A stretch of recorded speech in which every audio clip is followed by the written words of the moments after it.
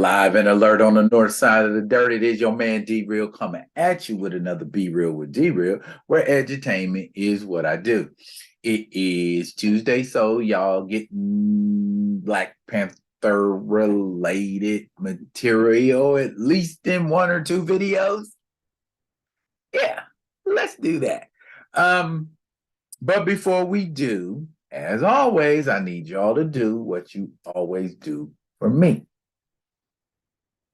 Comment, like, subscribe, and share the Be Real with D Real page so that when new material comes out, like this right here, you get it. If you're digging what a brother's shoveling, put some dirt in my bucket. Comment, like, subscribe, and share the Be Real with D Real page.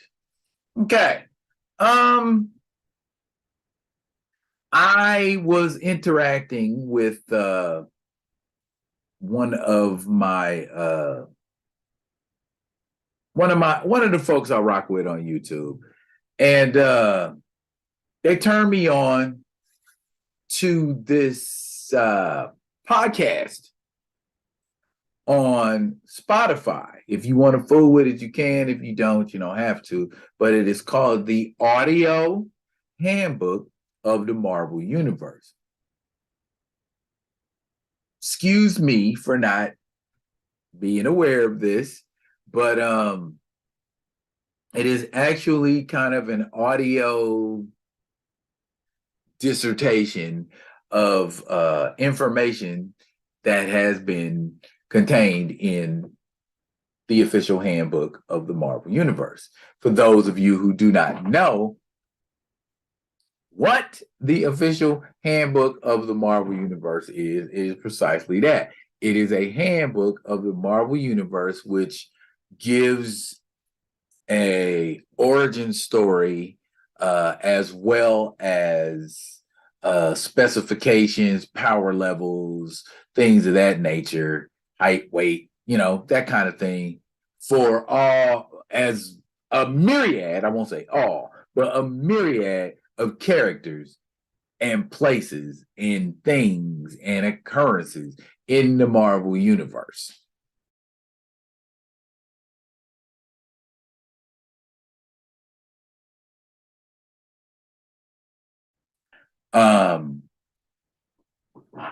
When I went to it, the first thing I saw, because it was kind of like in a kind of a web page sort of format, and I saw like a little sidebar that said something about newly added Shuri, and I'm like, all right, D Real, let's not be petty. Let's take a listen, and if nothing else, we can do it to see what is and what isn't. So I started listening, and there's a lot of fluff and fanfare going on, and the person speaking is like, "Oh, this is wonderful, and I've been waiting to do this for a long time with Shuri, and my first contact with Shuri, is the Black Panther movie." Ooh. Then they went on to say, yeah, Shuri is the new Black Panther. She's replacing T'Challa, the old Black Panther. Okay, so the very first thing that came to my mind is it's called the Audio Official Handbook of the Marvel Universe. Okay, maybe I should have listened deeper. Maybe I will go back and listen, but at that point I stopped and said, now, look at what's happening. We're internal, and I don't know if this is a permanent thing or a temporary thing, but we're internalizing, unknowingly internalizing at that, well, I won't say all of us, but the layman, the casual, is internalizing Shuri is the new Black Panther. They didn't specify Shuri is the new Black Panther in the MCU.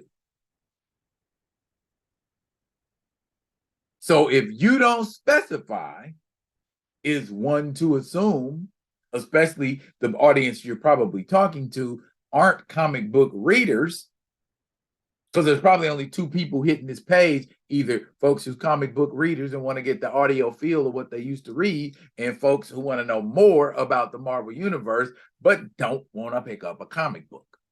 So what's more important?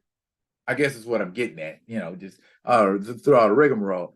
Saying that Shuri is the Black Panther, period, or Shuri is the Black Panther in the MCU. See what happens if I'm a person who knows zero about the Black Panther, the history and everything behind it. I guess I could pick up some comic books and read, or I could wait until somebody owns me on online before I put my foot in my mouth and say some stuff like, "Oh yeah, Shuri is the new Black Panther."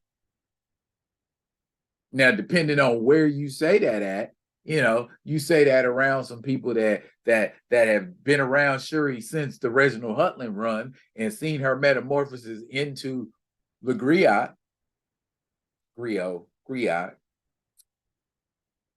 I like Griot. We're gonna say Griot from now on. Okay.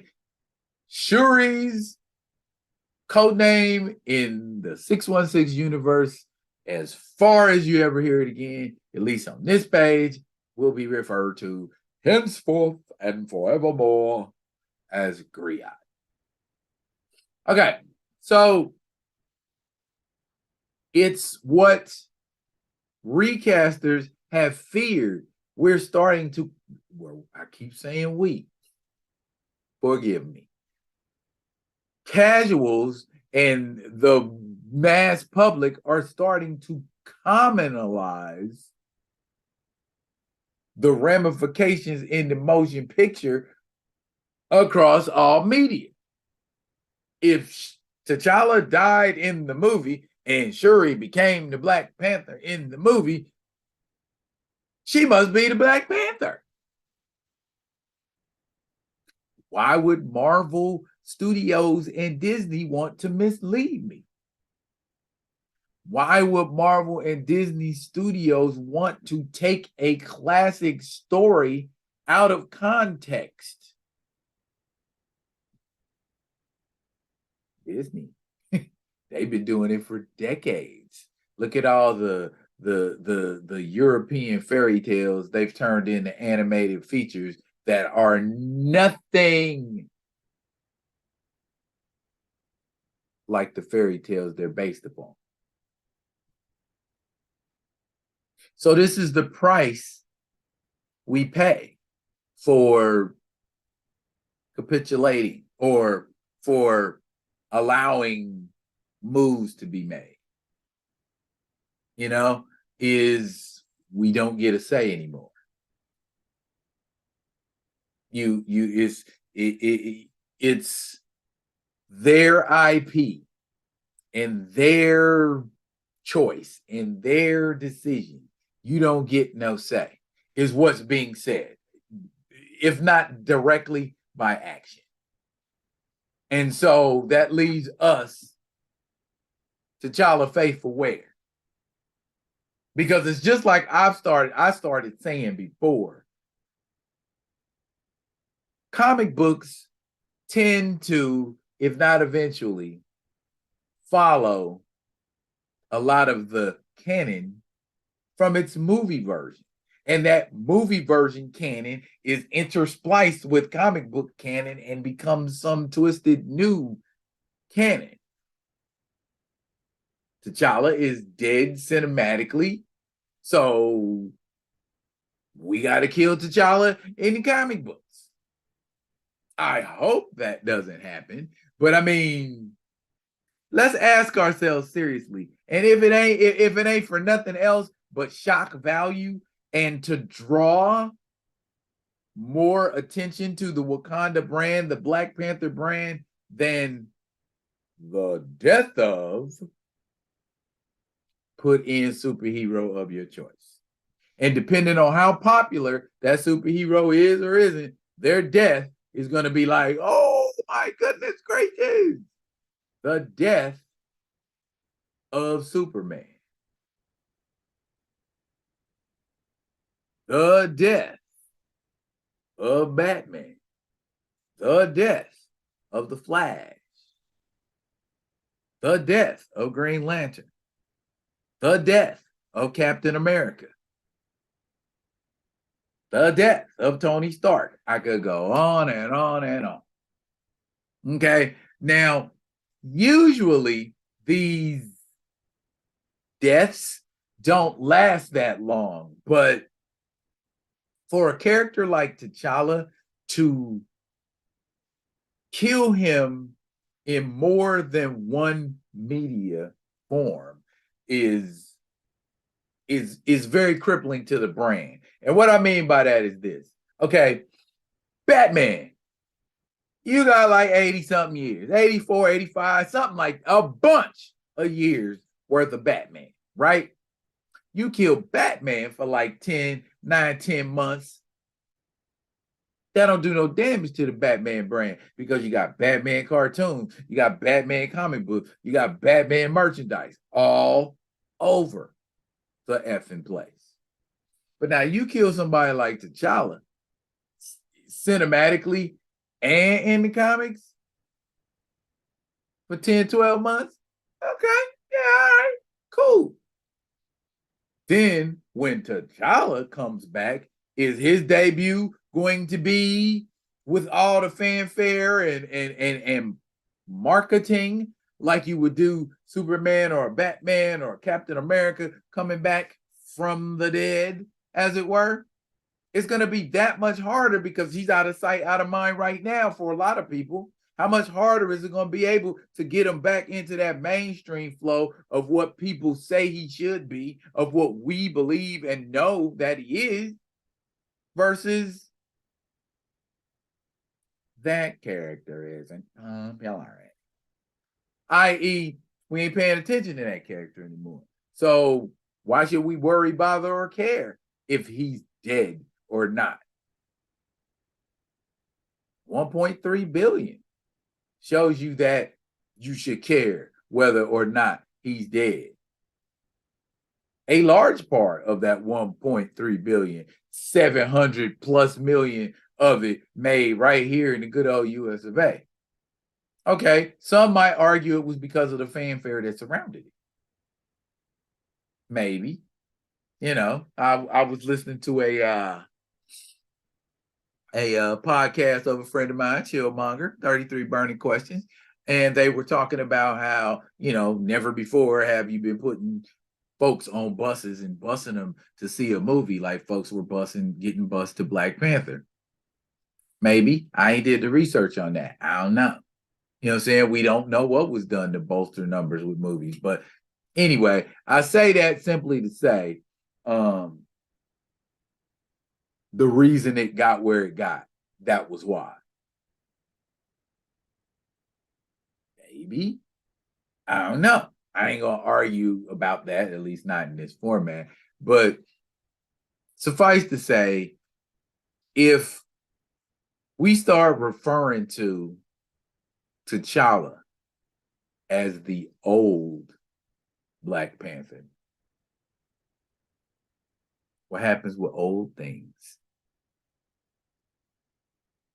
They're eventually put to the side, shelved, forgotten about, thrown out. Do we want T'Challa thrown out? I know I don't. You know what I'm saying? So, you know what I'm saying? We got to speak to that narrative. I mean, if it ain't nothing but to be that annoying, paranoid person that people already say we are, so be it. You know what I'm saying? I mean, I don't agree with a lot of things a lot of people say, and I agree with a lot of things people say too. But and one of the things I agree with a person saying is, what's the best way to get rid of a legend? You stop talking about it. Folks gonna stop talking about T'Challa, not us. This is why I'm here doing this video. Simply because it sparked in my brain the old T'Challa. I mean, the old Black Panther. Old, the Black Panther. You know what I mean? So let's try to be mindful that there is a conscious narrative going on. I mean, we can call me a conspiracy theorist, whatever, huckster, whatever you want to call me. But the fact remains, this is too systematic to be coincidental. You know what I mean? I mean, and I ain't even gonna say that. I'm gonna say the engine was in place years ago. You know what I'm saying? You put in a character and repeat. You got options. Okay, live, die, make 8 sequels. You know what I'm saying? You got those options, and I feel like that was decided long before anybody started shooting any kind of film. I mean, I know it. You know what I'm saying? I can corroborate it, but I ain't gonna do that here. Just suffice to say, don't allow T'Challa to become an old thing, a classic thing, a venerable thing, not an old thing. I'll be coming at y'all with another one of them other ones. And until I do, yeah, y'all be good to each other.